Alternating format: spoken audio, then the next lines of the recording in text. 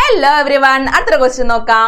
A mild steel wire of length 2L and cross-sectional area A is stretched well within elastic limit horizontally between two pillars as shown in the figure.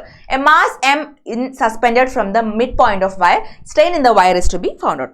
Okay, so നമുക്കൊരു mid steel wire of length 2L and the cross-sectional area A is given. So that is stretch ചെയ്തിട്ടുണ്ട് within the elastic limit ആണ് horizontally between two pillars അല്ലെ, two pillars 1 and 2. Okay, so നമ്മളോട് ചോദിച്ചേക്കുന്നത് എന്താണ്? Mass m suspended from the mid point of wire and the strain in the wire is to be found out. നമ്മൾ വയറിൽ produce ചെയ്യുന്ന strain ആണ് calculate ചെയ്യേണ്ടത്. Okay, so നമുക്കറിയാം സ്ട്രെയിൻ എന്താണ്? സ്ട്രെയിൻ എന്ന് പറഞ്ഞാൽ സ്ട്രെയിൻ ഇസ് ദ എക്സ്റ്റൻഷൻ അല്ലേ, എക്സ്റ്റൻഷൻ ബൈ ഒറിജിനൽ ലെങ്ത്. അതാണ് നമ്മൾ സ്ട്രെയിൻ എന്ന് പറയുന്നത്. അല്ലെങ്കിൽ നമുക്ക് എന്ത് പറയാം? ഡെൽറ്റ എൽ ബൈ എൽ അല്ലെ, എൽ ആണ് നമ്മുടെ original length. Okay, yeah, so this is equal to delta l by l. So നമുക്ക് ഡെൽറ്റ എൽ ആണ് കാൽക്കുലേറ്റ് ചെയ്യേണ്ടത്. ദാറ്റ് ഇസ് ദ എക്സ്റ്റൻഷൻ അല്ലെ, ചേഞ്ച് ഇൻ ദ സ്ട്രെയിൻ ആണ് നമുക്ക് കാൽക്കുലേറ്റ് ചെയ്യേണ്ടത്. So extension by original length ആണ് നമ്മുടെ strain എന്ന് പറയുന്നത്.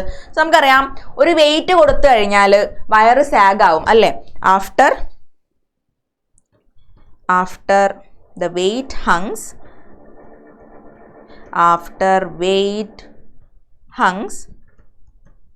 എന്താവും?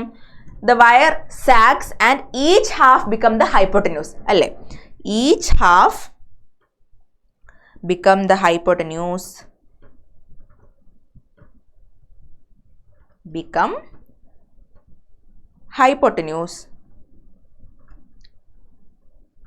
with the other sides having that is base L and the vertical sag. Okay, vertical sag x. Okay, so ഇതൊരു റൈറ്റ് ആംഗിൾ ട്രയാംഗിൾ ആണെങ്കിൽ ഇതാണ് നമ്മുടെ ഹൈപ്പോട്ടന്യൂസ് എന്ന് പറയുന്നത്. ഇതാണ് നമ്മളുടെ വെയിറ്റ് കൊടുക്കുന്ന സമയത്ത് സാഗ് ആവുന്ന പോർഷൻ എന്ന് പറയുന്നത്. സോ നമ്മുടെ വെർട്ടിക്കൽ സാഗ് എക്സും ബേസ് എല്ലും ആയിട്ട് മാറാണ്. സോ ഇതാണ് നമ്മുടെ കോൺസെപ്റ്റ് എന്ന് പറയുന്നത്. ഫൈൻ, സോ നമുക്കറിയാം എന്തായിരിക്കും? യൂസിങ് പൈത്തഗോറസ്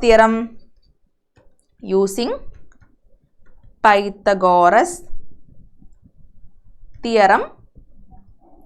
നമുക്ക് എന്തെഴുതാം? That is equal to root of L square plus X square എന്ന് എഴുതാലോ. ദാറ്റ് ഈസ് ദ ഹൈപ്പോട്ടന്യൂസ് ആണിത് അല്ലേ. This is hypotenuse. So similarly for extension, so extension in each half അല്ലേ, each half എന്ന് പറയുമ്പോൾ നമ്മൾ എന്തെഴുതണം? Delta L equal to root of L square plus X square minus നമ്മളുടെ ഒറിജിനൽ ലെങ്ത് അല്ലേ, minus L. എല്ലാണ് ഒറിജിനൽ ലെങ്ത്. സോ ഇതാണ് നമ്മളുടെ എക്സ്റ്റൻഷൻ ഇൻ ഈച്ച് ഹാഫ് എന്ന് പറയുന്നത്. ഓക്കെ, ഇതവിടെ ഇരിക്കട്ടെ. ഇനി നമുക്കറിയാം സ്ട്രെയിൻ നമ്മൾ നേരത്തെ പറഞ്ഞു. എന്താണ് സ്ട്രെയിൻ എന്ന് പറയുന്നത്? That is delta l by l ആണ് അല്ലേ, ഡെൽറ്റ എൽ ബൈ എൽ ആണ്. That is equal to root of L square plus X square minus l by l. Okay, ഇതാണ് നമ്മളുടെ സ്ട്രെയിൻ എന്ന് പറയുന്നത്. Delta l by l that is equal to root of L square plus X square minus l by l എന്ന് പറയുന്നത്. So ഇനി നമുക്ക് എക്സിന് binomial expansion കൊടുക്കാം using binomial expansion for small X. Okay, expansion for small X. അപ്പോൾ നമ്മൾ എന്ത് പറയാം? Root of L square plus X square എന്നുള്ളത് L into root of 1 plus X square by L square എന്നാവും അല്ലേ. Root of 1 plus X square by L square ആവും. That is approximately equal to L into എന്തായിരിക്കും? 1 plus half into X square by L square അല്ലേ.